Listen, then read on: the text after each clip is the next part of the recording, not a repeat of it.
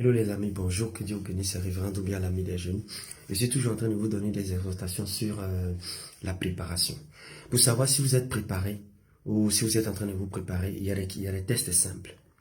Voici quelques questions ou bien quelques réflexions que vous devez avoir.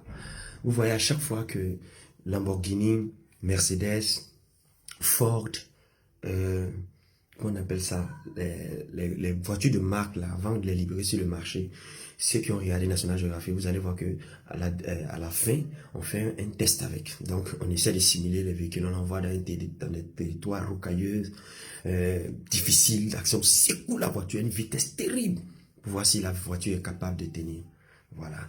Donc, pour savoir si vous êtes si vous êtes en train de bien vous préparer, ou bien si vous êtes vraiment préparé, voici quelques tests que je vous donne. Réfléchissez un temps soit peu. Supposons que votre père décède soudainement, votre mère décède soudainement, votre femme, votre mari, tout le monde disparaît.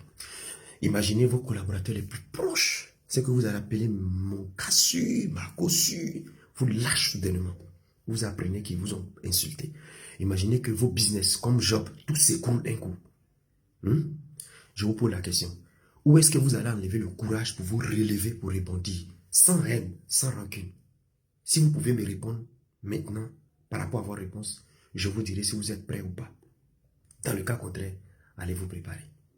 Je vais même aller loin, je vais extrapoler. Supposons que là où vous êtes, vous rentrez à la maison, soudainement, vous trouvez que votre maison a pris feu. Et on vient, on vous dit que la personne qui a fait ça, c'est celui qui mange avec vous matin, midi, soir. Comment vous allez réagir? Par là, vous pouvez savoir si vous êtes préparé ou pas. Votre capacité à garder le silence lorsqu'on vous insulte, lorsqu'il y a les troubles, lorsqu'il y a les problèmes, c'est ce qui montre que vraiment vous êtes mature ou que vous êtes préparé. Beaucoup se lancent dans les entreprises, beaucoup se lancent dans le ministère. Mes frères, ça ne commence pas par là. J'insiste, beaucoup de jeunes, je vous vois faire les choses, mais si vous êtes préparé, Dieu va vous envoyer jusqu'au bout pour voir qu'est-ce qui va sortir de votre bouche et comment vous allez vous tenir. Mettez l'accent sur votre préparation. Plus tu te prépares, tu ne vas jamais regretter. Parce que la dimension, la profondeur de ta préparation sera aussi proportionnelle à la manière dont Dieu peut te catapulter. Vous allez voir des gens qui ont travaillé sur leur humilité. Soudainement, Dieu les donne, mais devant des foules de 10 000, 100 000 personnes. Et puis c'est comme si c'était avec 3 personnes, ça ne les dit rien. Pourquoi? Il y a eu la préparation. Ne fuis pas la préparation. Jeune fille, il ne faut pas aller prendre foyer si tu n'es pas prête. Non, il ne faut pas le faire. Ça va te tuer. Donc, il faut être prêt. Préparez-vous. Et comment vous préparez?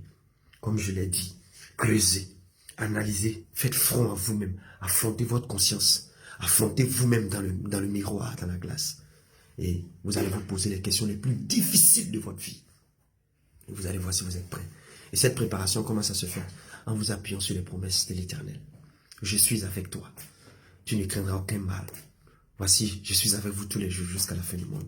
Quand tu marcheras les eaux ne te submergeront pas. Tu vois un peu, non? Voilà, la main de l'Éternel n'est pas courte pour nous relever, etc.